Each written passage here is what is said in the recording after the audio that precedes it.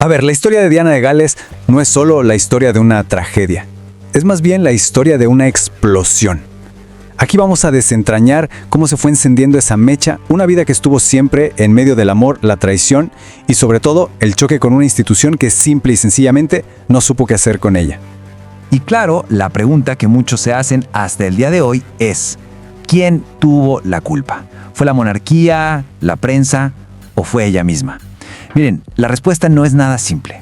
Su historia es como un rompecabezas con muchísimas piezas. Y para poder entender el final, pues tenemos que empezar por el principio. Y esta idea de una bomba a punto de estallar es súper potente, porque esa es la premisa de todo esto. Su muerte no fue un accidente aislado, no fue algo que pasó de la noche a la mañana. No, fue la culminación casi inevitable de conflictos que se vinieron cocinando por años y años. Pero bueno, antes de que existiera el ícono mundial, la princesa del pueblo, existió una niña. Y es justo ahí, en su infancia, una infancia bastante solitaria, donde vamos a encontrar las primeras grietas de esta historia. Todo, absolutamente todo, comienza aquí. Imagínense esto. A pesar de los títulos, las mansiones y toda la parafernalia aristocrática, su infancia fue en realidad un desierto emocional. El divorcio de sus papás no fue cualquier cosa, fue una batalla legal pública súper dolorosa. Y para colmo, su propia abuela materna, en lo que solo se puede describir como una traición familiar brutal, testificó a favor de su papá. Y este sentimiento es clave para entender todo lo que vino después. Esa sensación de nunca ser lo suficientemente buena para nadie, esa profunda inseguridad y, como ella misma lo dijo, una necesidad desesperada de ser querida, fue lo que terminó definiendo casi todas las decisiones importantes de su vida. Ok, ahora avancemos un poco. Vamos a su entrada a la familia real. Y aquí es donde las cosas se ponen intensas. Es el choque frontal entre la fantasía que todos veían en la tele y la lucha privada y dolorosísima que ella vivía. Es que el desajuste era obvio desde el principio, ¿no? Por un lado, tenías a Carlos, ya con 31 años, con una presión encima para casarse con alguien adecuado. Y por el otro, a Diana, con apenas 19 años, que para la institución era la candidata ideal. Joven, aparentemente discreta y, sobre todo, pensaban que sería maleable. Y la escala de este espectáculo fue una locura. 750 millones de personas. Imagínense, 750 millones viendo el inicio de lo que parecía un cuento de hadas, cuando en la realidad, en privado, era una historia de soledad increíble. Y luego está esta cita infame. Justo después de su compromiso, le preguntan a Carlos si está enamorado y él responde, lo que sea que signifique estar enamorado. Esas palabras fueron como un presagio helado del vacío emocional que había en el corazón de ese matrimonio. Unas palabras que, por cierto, Diana jamás olvidó. Y claro, las grietas en ese supuesto cuento de hadas no tardaron nada en aparecer, casi de inmediato. Antes de la boda, ella encuentra un brazalete que Carlos le había mandado hacer a Camila. Después, un comentario de él sobre su cintura fue lo que detonó su bulimia. La fachada se estaba cayendo a pedazos, y esto la llevó a confrontar a Camila directamente, a decirle en su cara, sé perfectamente lo que está pasando. Aquí llegamos a un punto de no retorno. El momento en que el carisma natural de Diana, esa conexión que tenía con la gente, empezó a ser visto no como una ventaja, sino como un desafío, como una amenaza para la rígida jerarquía de la realeza. Y es que el conflicto fundamental era este. En la maquinaria de imagen de la monarquía, el heredero al trono tiene que ser la estrella. Punto. Pero a donde quiera que iban, la gente gritaba el nombre de Diana. Su popularidad opacaba por completo a Carlos, y eso, para el sistema, era algo que simplemente alteraba todo el orden establecido.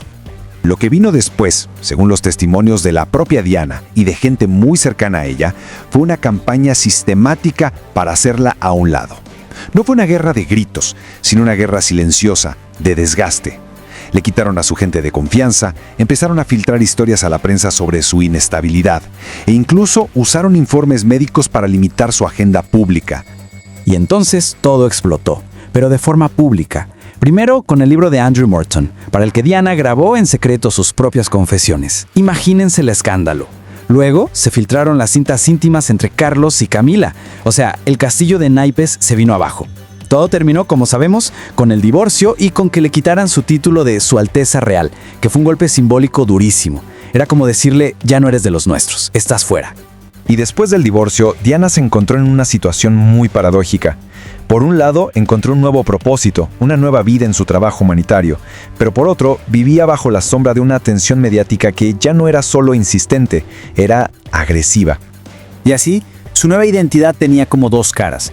Estaba la humanitaria, la que caminaba por campos minados en Angola o la que rompía estigmas sobre el SIDA tocando a los pacientes. Y por otro lado, estaba el objeto de una persecución mediática que, con su nueva relación con Dodi Al-Fayed, alcanzó un nivel casi depredador. Los hechos de esa última noche en París son crudos, son rápidos. Un intento de escapar de los fotógrafos se convierte en una persecución a toda velocidad. Y esa persecución termina en una colisión fatal. Dodi y el conductor murieron al instante. Diana, muy malherida, fallecería horas después en el hospital. Y es aquí donde la historia como que se divide en dos. Por un lado tienes la investigación oficial, la famosa Operación Paguet, que fue muy clara. El accidente lo causó la imprudencia del conductor, que además iba alcoholizado, y la persecución de los paparazzis. Pero, por otro lado, quedaron muchas preguntas en el aire que alimentaron teorías por años. ¿Por qué no funcionaban las cámaras del túnel? ¿Por qué la ambulancia tardó tanto? Y sobre todo, ¿qué onda con esa carta inquietante donde la propia Diana escribió que temía que le provocaran un accidente de coche? Bueno, ahora pasemos a ver cómo este evento tan trágico no fue realmente un final.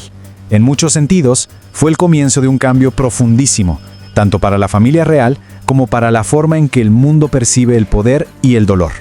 El contraste fue de no creerse.